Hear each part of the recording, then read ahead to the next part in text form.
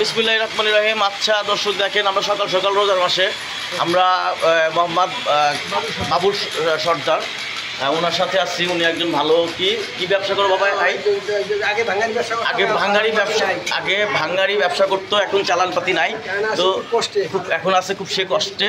তো দর্শক, আমাদের ভিডিওটা যদি আপনাদের বিন্দু মাত্র ভালো লেগে থাকে তাহলে ভাইটার দিকে আপনারা একটু দেখবেন।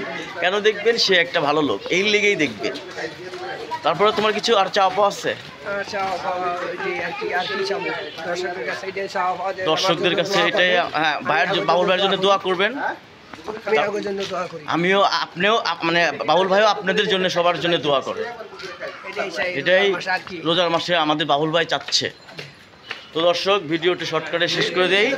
যদি সৎ পথে থাকার চেষ্টা করবেন সবাই। আমাদের বাবুল ভাই বলছে, আমরাও বললাম, রোজার মাসে মিথ্যা কথা আমরা না বলি। ঠিক আছে দর্শক? জি, দর্শক ভালো থাকবেন। আসসালামু আলাইকুম।